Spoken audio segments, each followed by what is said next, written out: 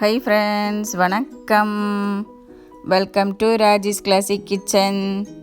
இன்றைக்கி நம்ம பலாப்பழம் வச்சு உண்ணியப்பம் நல்ல சாஃப்டாகவும் டேஸ்ட்டாகவும் செய்கிறது எப்படின்னு பார்க்கலாம் வாங்க. ஒரு கப்பு பச்சை அரிசியை நல்லா கழுவி ஒரு 2 மணி நேரம் தண்ணியில் ஊற வச்சு வடிகட்டி எடுத்திருக்கேன். இப்போ இதை மிக்ஸி ஜாரில் சேர்த்து நல்லா நைஸாக பொடிச்சு எடுத்துக்கலாம்.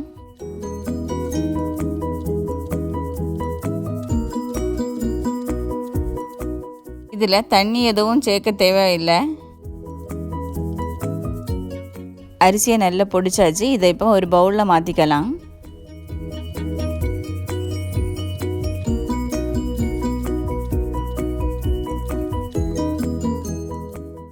இப்போ ஒரு பேனில் 3/4 கப்பு வெல்லம், இதில் 1/2 கப்பு தண்ணி ஊற்றி பாகு காய்ச்சி எடுத்துக்கலாம்.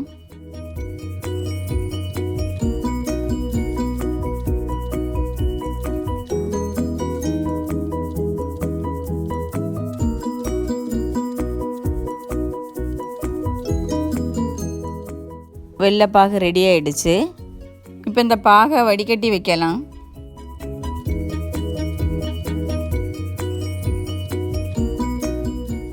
ஒரு 10 பீஸு பலாச்சுளை எடுத்திருக்கேன். இப்போ மிக்ஸி ஜாரில் போட்டு நல்லா நைஸாக அரைச்சி எடுத்துக்கலாம்.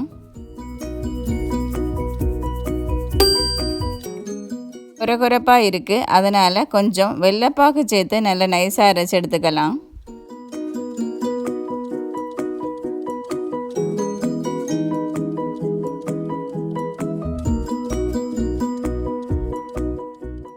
நல்ல நைஸாக அரைச்சாச்சு. இப்போ இதை பொடிச்சு வச்ச மாவில் சேர்த்துக்கலாம்.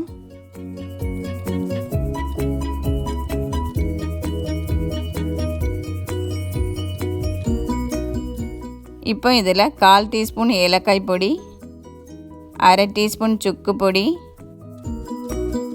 ஒரு நுள்ளு உப்பு, கரைச்சி வச்ச வெள்ளைப்பாகை கொஞ்சம் கொஞ்சமாக சேர்த்து நல்லா மிக்ஸ் பண்ணிக்கலாம்.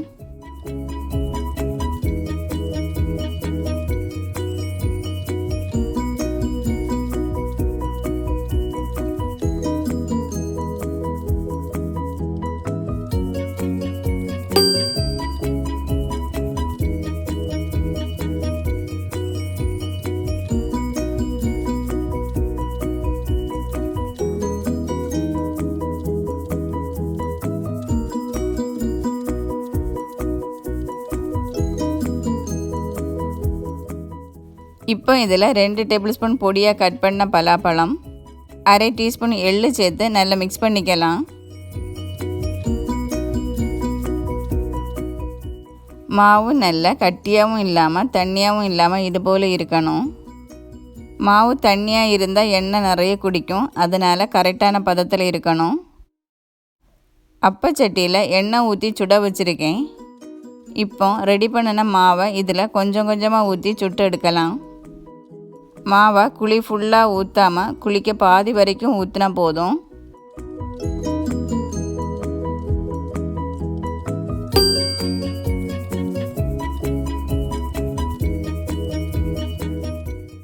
இப்போ இதை திருப்பி போட்டு சுடலாம்.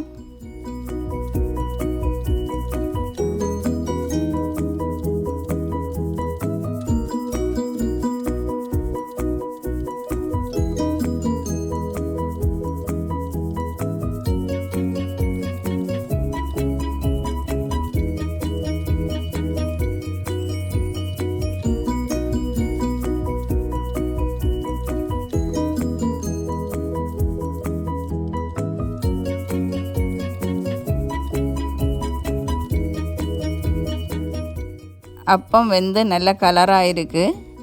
இப்போ இதை மாற்றலாம்.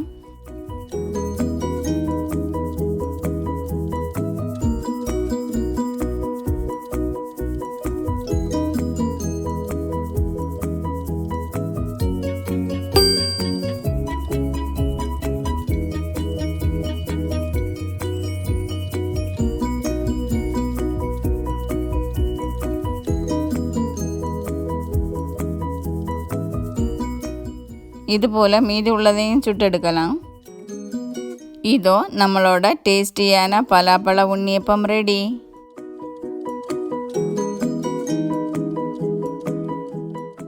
அப்போ நல்லா சாஃப்டாக வந்திருக்கு. அதே போல் நல்ல வெந்தும் இருக்குது.